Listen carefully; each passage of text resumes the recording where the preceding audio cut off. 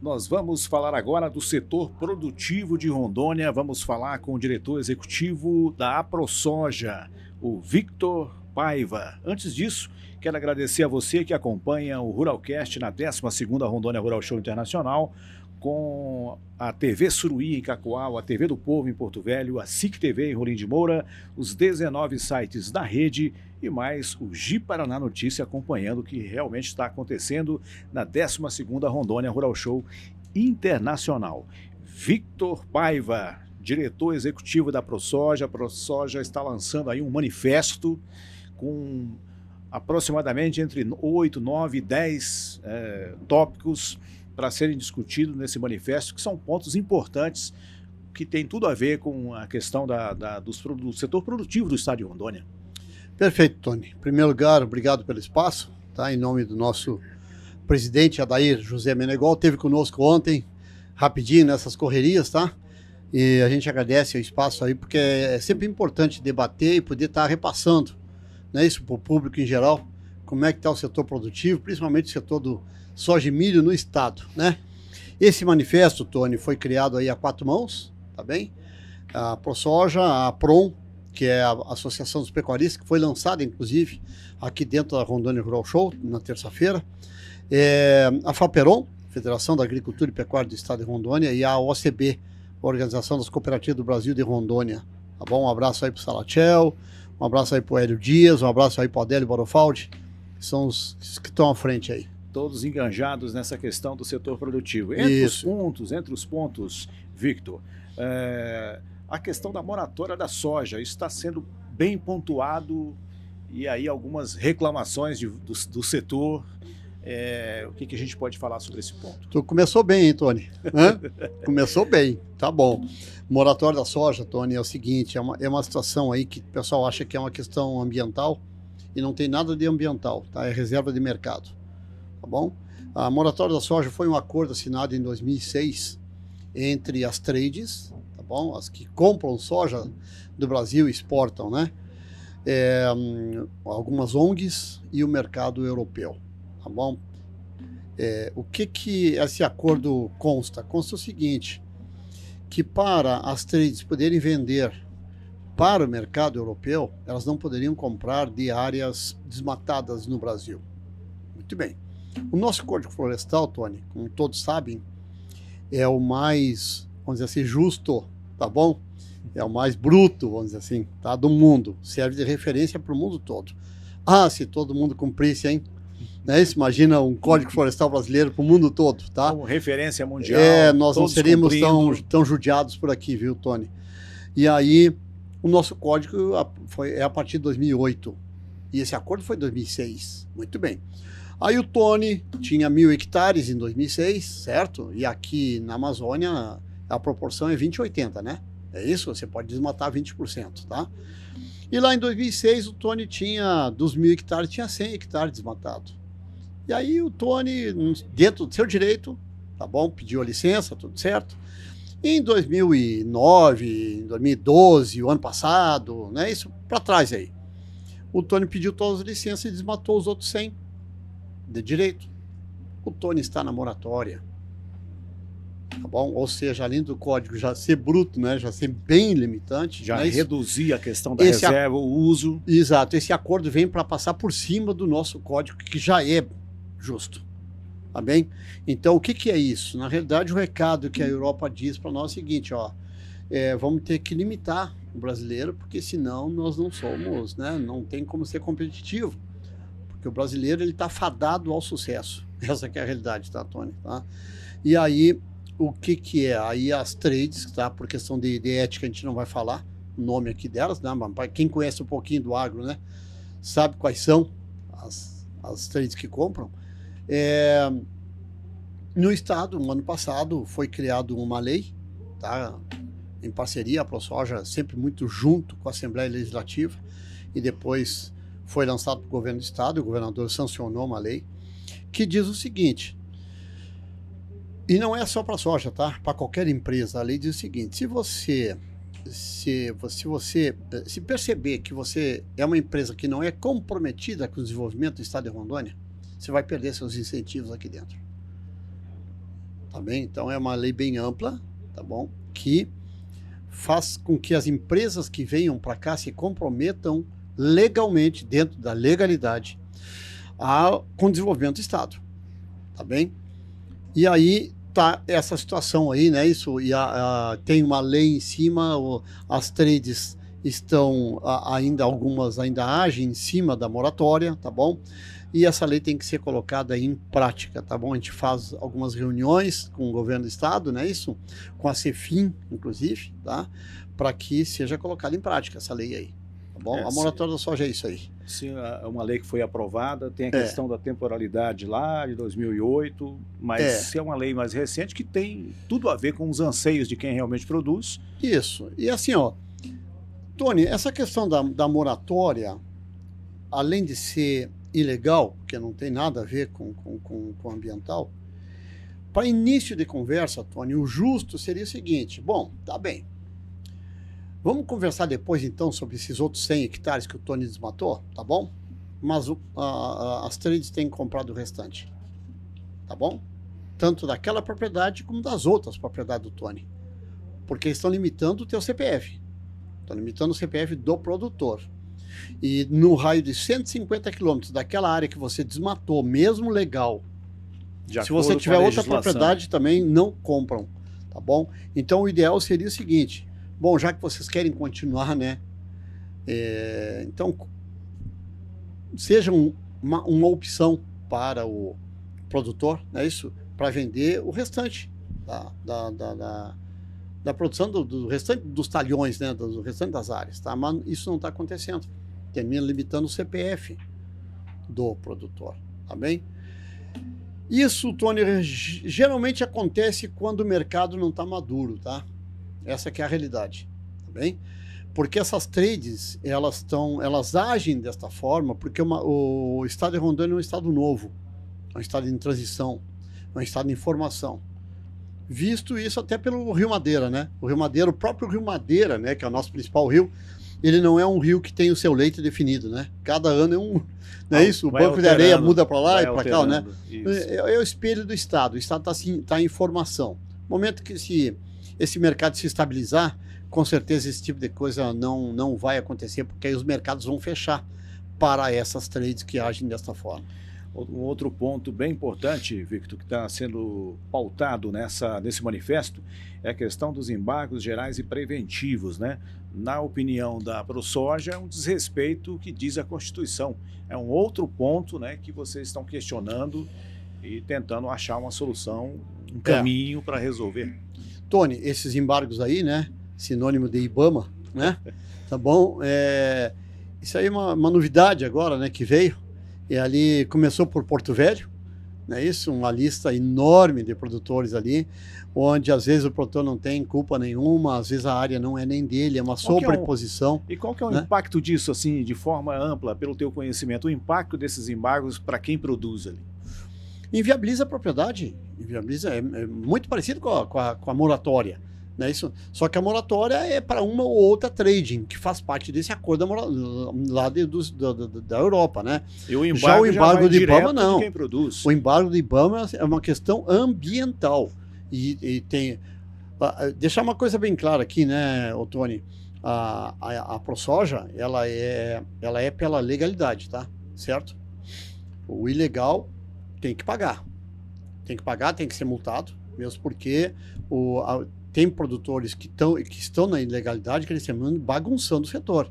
Então, que sejam multados, tá bom? Só que tem muita coisa que está injusta. Está muito injusta aí, tá bom? Essa questão dos embargos aí do IBAMA tem uma sobreposição que às vezes ninguém sabe nem da onde que está vindo. Da onde é que vem essa foto, essa coordenada? Dizendo que está na área de um ou outro produtor, tá bom? A gente tem às vezes é do vizinho. Exatamente, a gente tem conhecimento de coordenadas, né, do material do PRODES que ele está deslocado, com um deslocamento de 100, 200, 300 metros. Né? Exatamente. 50 metros, totalmente fora daquele local e inviabiliza até o cidadão conseguir provar, né, que ele não é a área dele que está com aquele embargo, ele já perdeu o financiamento do banco. Nós temos alguns desafios aqui na Amazônia, viu? Aqui em Rondônia, que a gente às vezes fica preocupado, sabe, Tony? O que é que está acontecendo, né? Por quê? O que é? A Rondônia é a bola da vez agora? O que é que está havendo, tá? E nós, pela ProSoja, que é uma entidade que representa os produtores de soja e milho do estado, mesmo buscando organizar o setor, está complicado. Eu imagino, Tony, o setor, a atividade que não está se organizando, como é que está sobrevivendo nesse mercado, viu? Tá bom? Então aqui vai um recado, né? Vamos dizer assim, né, Tony, aproveitando o espaço de vocês aqui, vai recado para as outras atividades que não estão organizadas, que o pessoal está muito isolado. É bom vocês começarem, né, a conversar na linha de vocês, entre os vizinhos, é isso? Pega a força no município, na região, e daqui a pouco tem uma entidade estadual. A exemplo disso, a APRON, Associação dos Pecuaristas de Rondônia, tá bom? Por que que a APRON está se organizando agora, representando os pecuaristas? Porque tem muita demanda, que inclusive é da ProSoja também, comum, não é isso? Que a APRON está vindo aí para auxiliar, parceira da ProSoja, para poder encarar algumas demandas aí que são pesadas. E quando a gente acha que já veio a pior, amanhã aparece uma pesada ainda. Tá? Eu estava conversando com o presidente da APRON, que foi lançada aqui na Rural, né, na Rural Show, e ele falava que tinha um questionamento do produtor de carne de Rondônia. Essa carne saía de Rondônia, entrava pelo Mato Grosso, de repente essa carne saía de Rondônia como origem, mas lá em São Paulo não era carne de Rondônia, né? A carne de São Paulo. Para buscar preço, né? Buscar preço, isso então aí. É um grande problema. Um outro ponto é a questão da tempestade aqui, a safra com a questão da escassez hídrica, um problema sério. Como é que foi o ano passado, né? Ano passado, como é que foi a safra? O ano passado é uma safra para esquecer, tá, Tony? Tá bom? Mas já que você perguntou, vamos conversar um pouquinho sobre ela aqui. Foi bastante complicado, tá bom? A seca do ano passado. E, para quem não sabe, a janela de plantio da soja, ela começa dia 11 de setembro e termina em 9 de janeiro, tá bom? Fora dessa época não pode plantar, a não ser que peça uma licença para Idaron, tá bom? De repente o destino, né, o objetivo é semente, ou então uma exposição numa feira, tá bom? Ou uma pesquisa. Só assim é liberado. Só assim é liberado, do contrário não, né? E então nessa janela, o ano passado, o ano retrasado, não é isso? Que deu uma seca muito grande, terminou atrasando muito o plantio, tá? E você sabe que aqui no estado, se você atrasa muito o plantio, planta muito ali perto de dezembro, ou então final da janela, em janeiro, você vai estar colhendo soja no meio da chuva. Não é isso? Fevereiro, março. Aí já é um custo a mais, né? É um custo a mais e às vezes é uma inviabilidade, porque tem talhões que o maquinário não entra. Tá bom? Não entra mesmo, não tem como. Máquina atolada e aí não vai, né?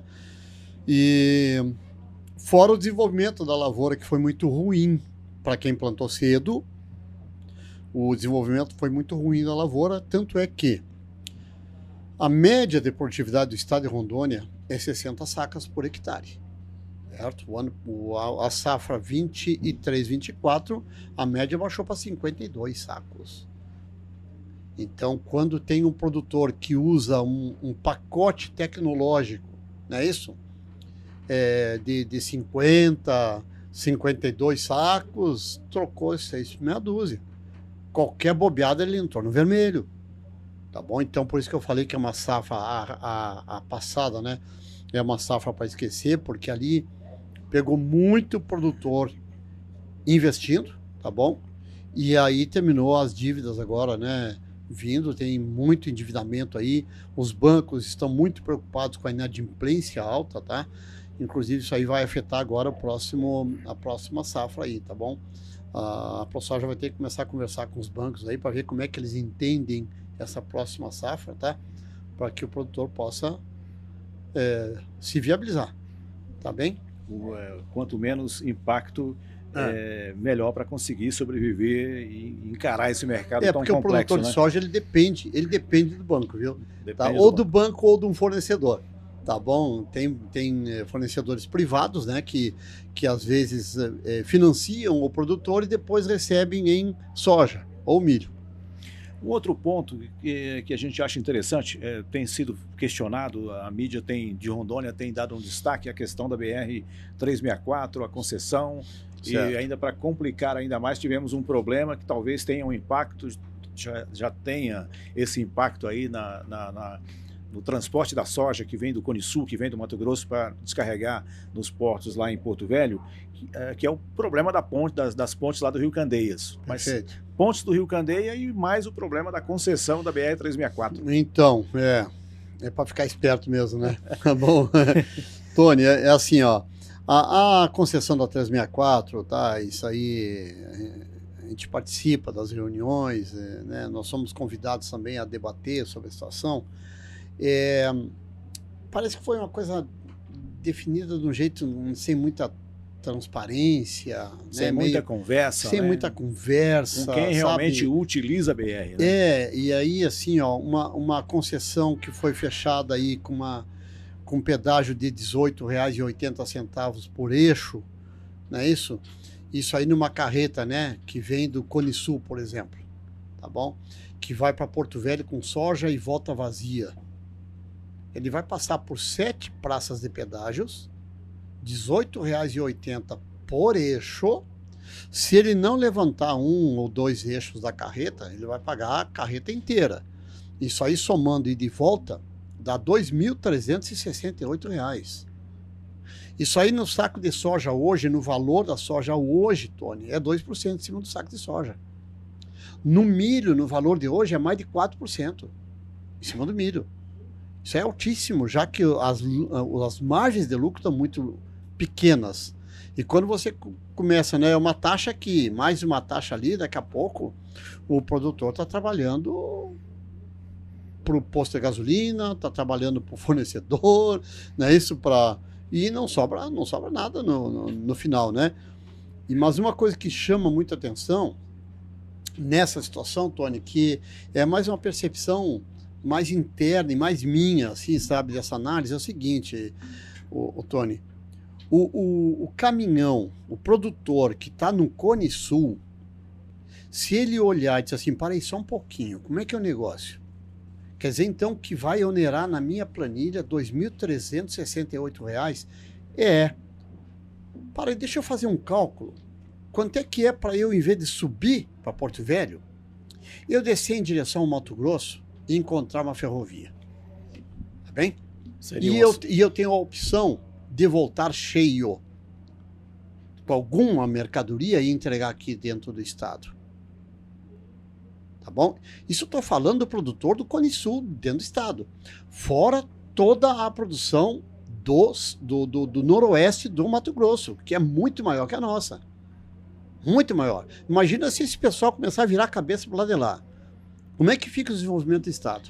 Quebra, né, a ideia por trás de quem produz aqui, é um que ciclo, já usa, um ciclo retrocesso. Não volta. Não volta. E assim, está todo mundo de olho no Barranco do Rio, né, isso, investimentos e tal e tal. Então, esses detalhes tem que começar a pensar no maior nisso aí, tá bom? Que é para, de repente, viabilizar essa situação aí, deixar mais ameno, né? Aí tu falou sobre a ponte de Candeias. Eu falei com a equipe de engenharia do DENIT, agora, a semana passada, antes da Rondônia Rural Show, porque o pessoal, os associados da ProSoja já passavam ali, né, com seus caminhões, em cima e não via movimento nenhum, né? Assim, o que tá havendo, Vitor? Só tem o Pareciga lá, não vejo obra. Aí eu liguei, né? Ele disse, não, tá tendo obra sim. Só que embaixo da ponte. Né? Tem um caixote embaixo da ponte, onde, né, quando precisa de manutenção. Então, a equipe do DENIT está trabalhando embaixo ali. E também fui informado que tem muitas peças, né, que estão sendo construídas em São Paulo, tem algumas que estão vindo, e que vai ser ocupado ali em torno de 10 toneladas de cabo de aço naquela ponte ali. Eles vão fazer uma outra engenharia para tentar não ter que demolir a ponte. Isso, né? Mas assim, ó, só para aproveitar o teu espaço aqui, tá? Vão ter aí nos próximos dias, tá? Terá 2 dias que não vai poder passar carga pesada. Só carro leve. Aí o que nós pedimos pro DENIT, né? Nos avise com antecedência e escolha o final de semana, por gentileza. Entendeu? Que é para, né, pelo menos... Prejuízo não ser tão grande. Ou seja, não formar tanta fila, assim, vamos dizer assim, né? Vitor Paiva, se a gente fosse puxar aqui pelo menos pelos 9 pontos do manifesto, era muita coisa, mas assim, eu acho que a gente conseguiu trazer alguns detalhes aí. Olha, primeiro, parabéns pela iniciativa, pela coragem que a ProSoja, junto aí com as outras 3 entidades, né, 3 entidades, essa união para buscar soluções que têm impactado, né, o trabalho, o setor produtivo do Estado, e isso realmente é parte disso, está aqui no manifesto, e parte está na coragem de quem está na frente, como você, presidente da ProSoja, diretor, Isso. E outros diretores dessas entidades, buscando encontrar soluções para, de alguma forma, alavancar, buscar sair desses entraves aí que têm surgido no meio do caminho do setor produtivo. Perfeito, parabéns. Perfeito. Tony, assim, ó, a soja nem começou ainda, né? Tá bom, fechou hoje essa safra em torno de 700 mil hectares, tá? Mas a gente sabe que o potencial do estado é 2,5 milhões, 3 milhões de hectares, tá bom? Então, tem muita coisa para acontecer. E para onde é que vai essa soja? Vai para aquela área que está cara, né? A terra está pegando preço, a pecuária, a rentabilidade da pecuária, ela é bem menor do que a da soja, e aí, então entra a soja e a pecuária termina indo para o coxo. Tanto é que não está diminuindo o rebanho, né? O rebanho de bovino hoje está mais de 18 milhões de cabeça, né? Mas está sendo profissionalizado, confinamento, tá bom? Ou seja, o estado é pujante, o perfil é rural, né? Isso é do setor primário, e o próximo passo agora, Tony, é começar a agregar valor nessas commodities que estão saindo in natura, vamos dizer assim, daqui, né, via barranco aí. Tem que começar a fazer uma esmagadora, né, isso, um etanol, que já está sendo construído lá em Cerejeiras, a UER, usina de etanol de Rondônia, tá? Que vai demandar hoje, se a produção de milho hoje, se ficar do jeito que está, só a UER vai demandar 18% da produção. Tá bom? Então o estado está pujante. É isso. Parabéns pelo trabalho de vocês. Muito obrigado pela conversa aqui. Eu conversei com Vitor Paiva, o diretor executivo da ProSoja, com muita coragem aqui para falar desses vários problemas que o setor produtivo de Rondônia está enfrentando. Obrigado a você que acompanha pela TV do Povo em Porto Velho, a TV Suruí em Cacoal, a SIC TV em Rolim de Moura, os 19 sites da rede, o Gi Paraná Notícias, a 12ª Rondônia Rural Show Internacional, nos estandes e nos estúdios. E o nosso agradecimento todo especial vai para o grupo Galdando Agro. Quando o assunto é qualidade, referência na pecuária, esse nome não sai da cabeça. É Galdando Agro, com nutrição animal, tanto para gado de engorda ou para gados leiteiros. Para você que é das cidades de Cacoal, Espigão do Oeste, Machadinho, nós temos um ponto de atendimento da Galdando Agro esperando por você, para te atender com qualidade e excelência. Pensou em nutrição animal? Pense em Galdando Agro. Desde 1987, a Lindágua é líder em volume de água mineral em Rondônia. Nós seguimos crescendo forte, com sistemas de abastecimento em Pimenta Bueno, Santa Catarina e Candeias do Jamari. Quando você pensa em água mineral, você pensa em Lindágua. O nosso agradecimento todo especial vai para a Uni Internet. Na Uni Internet, olha, a conexão vai além de planos a partir de R$ 99,90, com até 1.000 megas para você de velocidade e benefícios como Disney Plus, Max e Deezer. Uni Internet, unindo pessoas e fortalecendo conexões na palma da sua mão. Queremos agradecer o apoio do deputado estadual Jean de Oliveira, ele que sempre trabalha em prol do povo e no fortalecimento do estado de Rondônia. Ela é engenheira agrônoma, mulher de comprometimento, tem visão estratégica, envolvimento na política e pensamento que vai além do horizonte. Nós estamos falando dela, Tainana Nogueira, é engenheira agrônoma que valoriza a força da mulher no campo e na política.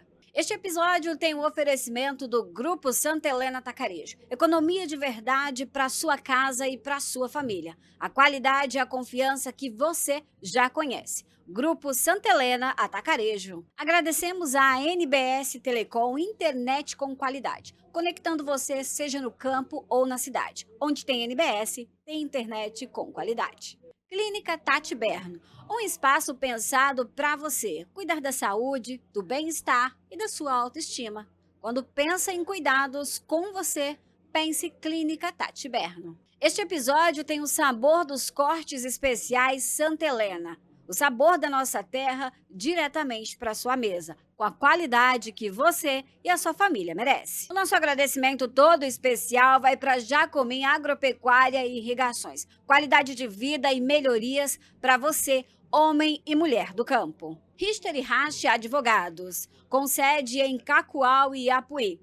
Referência em direito ambiental, planejamento patrimonial e no agronegócio. Trabalhamos no oferecimento do deputado estadual Luizinho Goebel. Trabalho, confiança e respeito por Rondônia. EcoPower Energia Solar. Economia e sustentabilidade. É somente com a EcoPower Energia Solar. Energia limpa para sua casa, para o seu comércio e para o agronegócio.